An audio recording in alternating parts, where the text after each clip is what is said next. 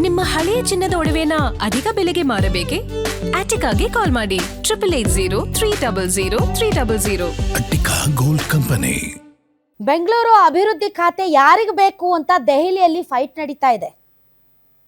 ಡಿ.ಕೆ. ಶಿವಕುಮಾರ್ ಅವರು ಮುಖ್ಯಮಂತ್ರಿ ಆಗ್ತಾ ಇದ್ದ ಹಾಗೆ ಬೆಂಗಳೂರು ರಸ್ತೆಗಳಿಗೇನೆ 2,000 ಕೋಟಿ ಕೊಡ್ತೀನಿ ಅಂತ ಅಂದ್ರು. ಬೆಂಗಳೂರು ಉಸ್ತುವಾರಿ ಸಚಿವರು ಯಾರು ಅಂತ ಇನ್ನೂ ಕ್ಲಾರಿಟಿ ಸಿಕ್ಕಿಲ್ಲ. ಖಾತೆಗಾಗಿ ಕ್ಯಾತೆ ಮಾಡ್ತಾ ಇದ್ದಾರೆ. ಈ ಮಧ್ಯೆ ಬೆಂಗಳೂರು ಅಭಿವೃದ್ಧಿಗೋಸ್ಕರ ಹೋರಾಡ್ತಾ ಇರುವಂತ ಕೃಷ್ಣ ಬೈರೇಗೌಡ್ರೆ, ಬೆಂಗಳೂರನ್ನ ಅಭಿವೃದ್ಧಿ ಮಾಡ್ತೀನಿ ಅಂತ ಪಣ ತೊಟ್ಟಿರುವಂತ ಡಿ.ಕೆ. ಶಿವಕುಮಾರ್ ಅವರೇ, ಬನ್ನಿ ಇಲ್ಲೊಂದು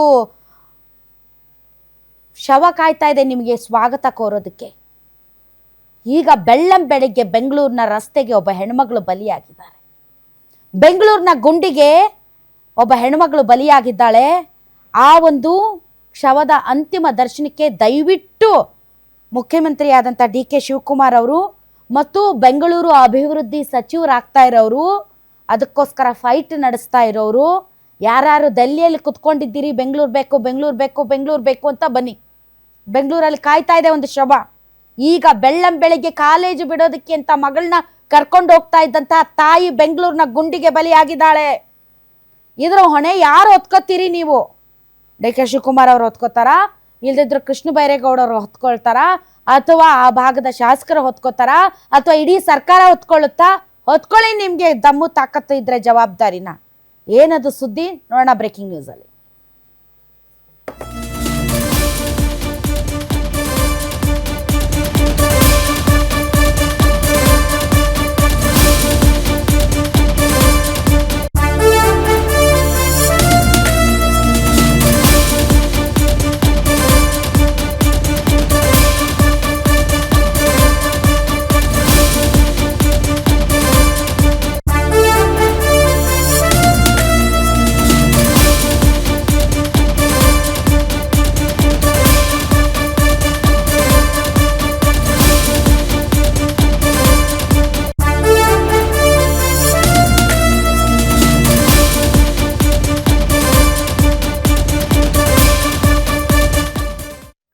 ಬೆಂಗಳೂರಿನಲ್ಲಿ ಮತ್ತೊಂದು ಬಲಿ ಪಡೆದಿದೆ ಯಮಗುಂಡಿ.